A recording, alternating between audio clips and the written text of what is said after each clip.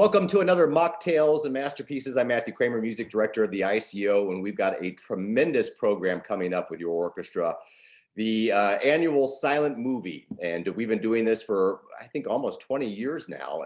And this is a significant departure for us.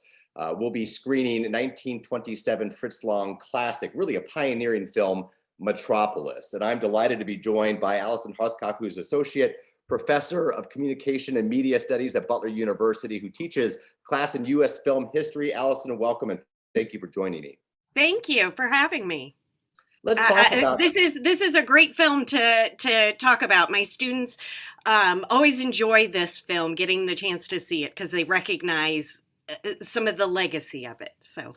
You know, we use these words so often, overuse them, iconic and groundbreaking and pioneering, but really this is a movie that has had a significant impact on filmmakers and film history almost 100 years now. So let's start with that. Let's talk about what film looked like in 1927 here in the United States and the impact of German Expressionism, this art being created in Germany in the Weimar Republic. Film history in 1927. Yes. So this is the silent era. Everything is still new. There is no standard in film. Lots of things are new. The grammar of film is being written with each film that gets made. And during that time, what gets established as the Hollywood style or the American style of filmmaking becomes the standard globally. That is the idea that film is objective, that it's just a medium of representation, that there's what you see is what you get, that the narrative is always linear. It moves from the beginning to the middle to the end, and that it's the narrative that drives the film, not the structure or the visual elements. Those are invisible. German Expressionism changed everything. German Expressionism took the idea that film was objective and it threw it out the window.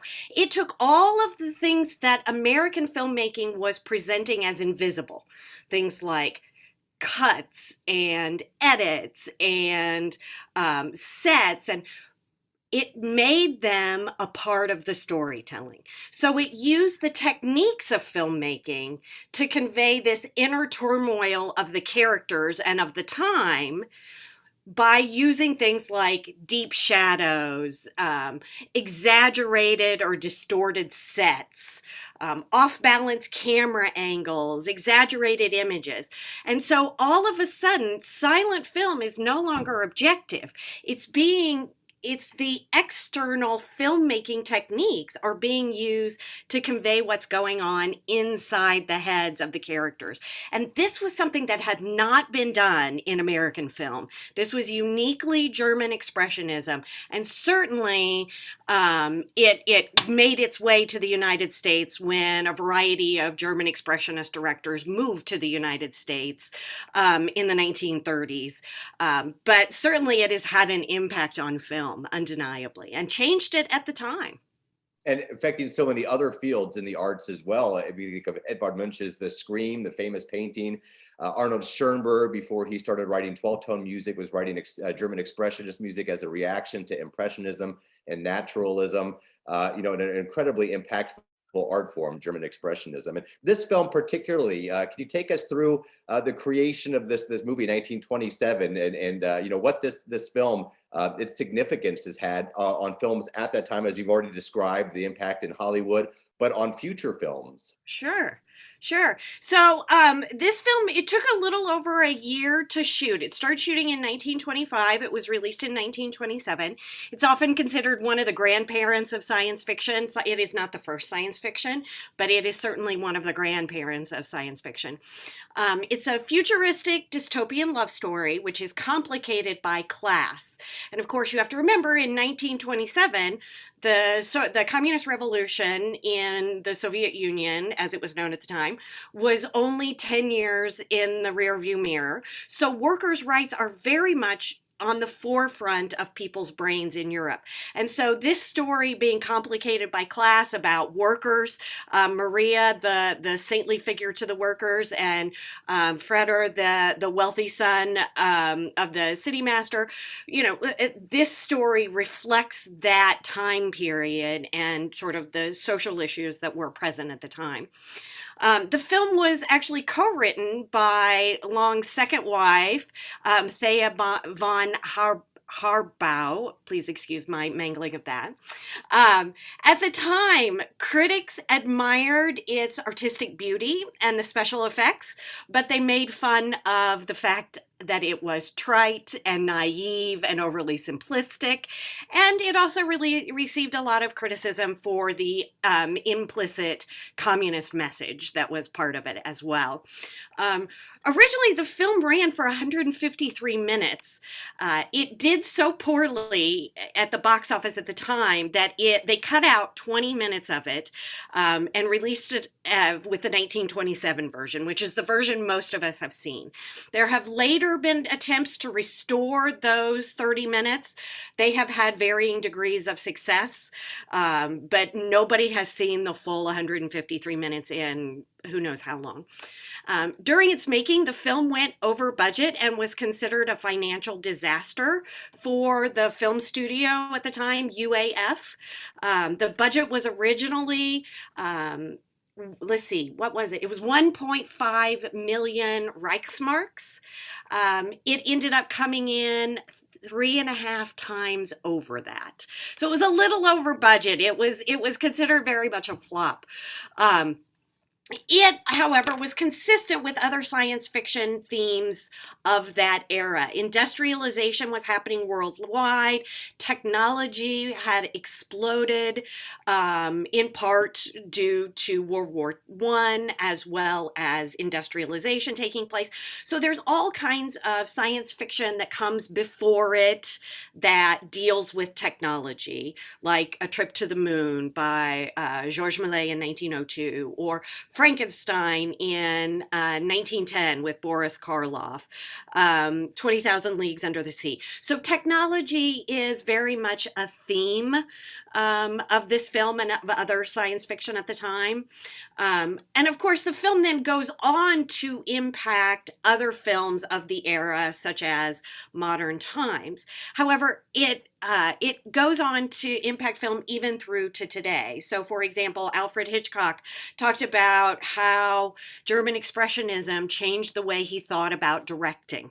And so you can see a lot of the deep shadows and distorted sets in some of the early Hitchcock films. And certainly even in his later films, you can see his playing with filmmaking techniques to tell the turmoil or to create the turmoil in the audience that the characters were experiencing. Other films more recently that people might have seen would be, of course, Ridley Scott's Blade Runner in 1982 is sort of always a reference, considered a reference to Long's Metropolis. 1998's Dark City, which was a small film that didn't get a lot of attention, but undeniably calls back to Metropolis. For fans of the Star Wars universe, C-3PO will be a character that they would recognize as being influenced by Metropolis. George Lucas, Stanley Kubrick, Steven Spielberg, James Cameron, all directors today who cite Metropolis as one of their, and German Expressionism in general, as one of their influences. So the legacy of this film is long and far-reaching, and people who go to see films today are undeniably still being impacted by this film that they may have never seen. So. And the Hunger Games. I mean, I saw a clip side by side film shots of Metropolis with Hunger, almost identical casting and shaping of scenes. Yes, absolutely. So there is undeniably the German Expressionism and in particular Metropolis is still being the legacy of that is still with us. Yes, it is definitely a seminal film. You touched earlier on the premiere of this work, and almost instantly the struggle that this film had to maintain its shape. Basically, it was cut down. 1927 was also the year that The Jazz Singer was premiered, which is the first talkie movie, first movie with a synchronized soundtrack, and that was obviously going to have huge ramifications for filmmaking and for scores, as we're talking about music here particularly. But so with this film, and it's in many different forms. What were some of the reasons you've already alluded to why this film was chopped down, why it was continued to be edited, why it struggled to find its its full runtime here with scenes and missing footage, as I understand that they discovered in Argentina, and we will, for audiences, be playing the full reconstructed score from 1910. Which was premiered, so incorporating some of this footage. But it wasn't just that he wanted to shorten the movie. There were other reasons why this film was cut down. Yes, this was, my understanding is this was largely the choice of the studio, that they were trying to ensure that they could get an audience, keep an audience, recoup their losses. And, they probably, of course, we don't know this, but there were probably some more of the communist themes cut out, themes that would have been deemed controversial, perhaps cut back or out a little bit more. So the director, once he let go of it, once it finally made its premiere, he didn't have a lot of control over it. Although it does go on to be considered Metropolis and his other film, M, in 1931, are two of the films for which he is most recognized. His career is long. He moves to the United States in the 30s. His career spans into the 1960s, but it really is these early German Expressionism films that garner him the attention. But that attention sort of came retroactively when in the 1950s in France, there was a move to look at films from the past and look at the directors and focus on the director. It was the emergence of auteur theory, which of course then drives the movement, the new wave French film in the 1960s and new Hollywood films in the 1970s in the United States. So, this film did struggle to find an audience. It is later, when a full generation of people have grown up on film, that it starts to seep into the culture more significantly, when people are like, oh, wait a minute, this film that people haven't seen in 30 years, this is worth looking at. And it is really, so while it had its impact at the time, it really is attributed, the reemergence of it is at least in part attributed to auteur theory, which swept the continent in the 1950s. It affected advertising too, as I understand it. You have a segment. I'll let you cue this up from the 80s. Yes, absolutely. So cue that up. Yes. So Apple's introduction of the Macintosh computer, or MacBook as we would call it today, but in 1984 they referred to it as Macintosh computers. This commercial is a direct reference to Long's Metropolis. So today we celebrate the first glorious anniversary of the information purification directives. We have created, for the first time in all history, a garden of pure ideology, where each worker may bloom, secure from the pests of a contradictory thoughts. Our unification of thoughts is more powerful a weapon than any fleet or army on earth. We are one people, with one will, one resolve, one cause. Our enemies shall talk themselves to death, and we will bury them with their own confusion. We shall prevail. On January 24th, Apple Computer will introduce Macintosh. And you'll see why 1984 won't be like 1984.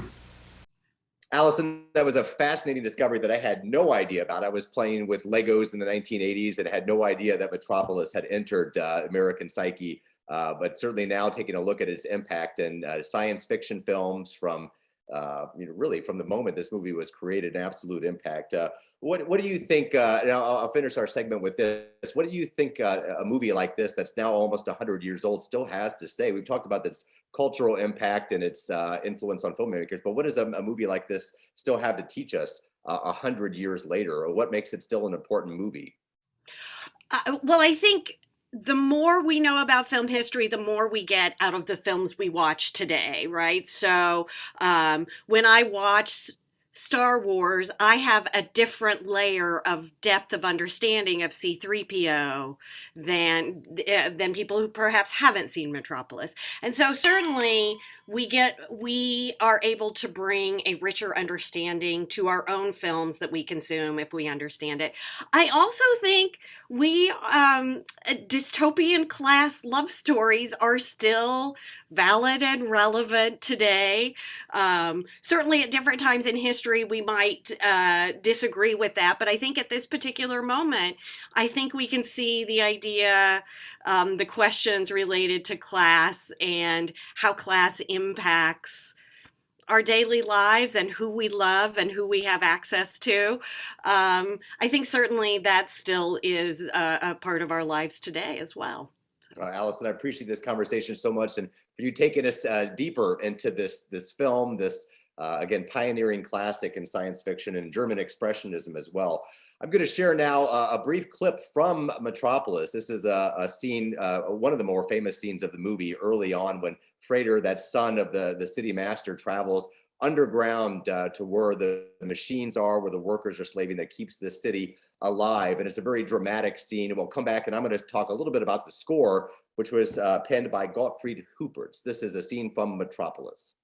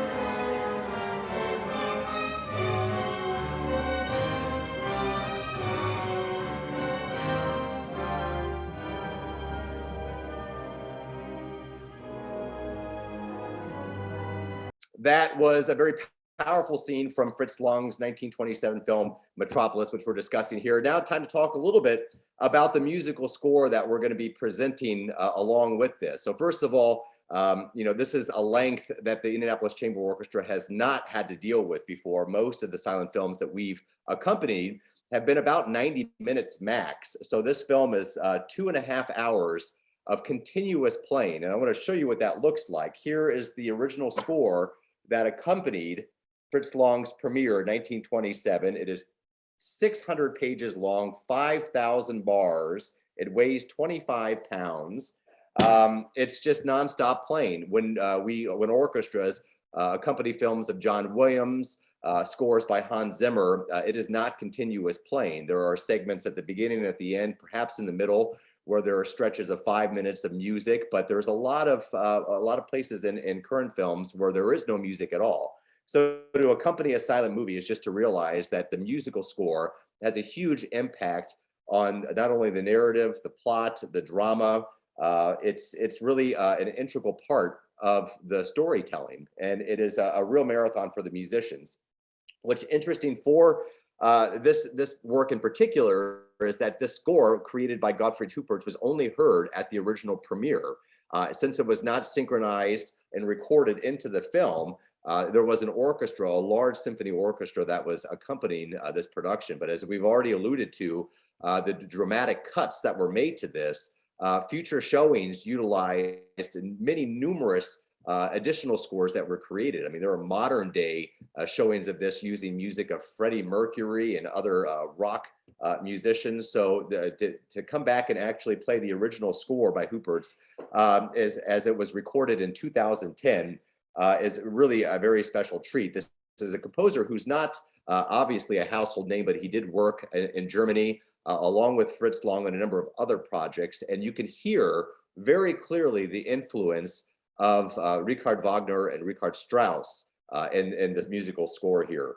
About this orchestration in 2010, this is an arrangement of the original score by a musician named Frank Strobel, who reduced it to what is considered a salon-size orchestra. As I've often talked about when we premiere our showings of silent movies, that depending on the size of a movie theater 100 years ago, would really impact a music director's ability to what instruments could be showcased. In large cities with large movie theaters, a full-size symphony orchestra could have been fielded, but in much smaller communities, they needed smaller instruments. In some cases, just an organ would accompany silent films. Frank Strobel reduced this to a musical force of about 30 musicians and included an instrument called the Harmonium, which is like a parlor organ, to help fill out some of the instruments that needed to be left off. Nonetheless, you get an incredible representation of the original film score that would have accompanied Fritz Lang's film almost 100 years ago. So we hope that you are able to come out and experience this classic live. Very rarely is this film screened with live orchestral accompaniment, and even though you can find the recreation of this film online and on Blu-ray, to be able to hear this performed with the film score live will be certainly a very special treat. So that's the ICO's silent film Metropolis from 1927 coming up, a groundbreaking film, an amazing film score by Gottfried Huppertz. Thanks for joining us. Then again, thanks to Allison for joining me discussing this film. We'll see you at our next Mocktails, the next ICO concert. Thanks, everyone.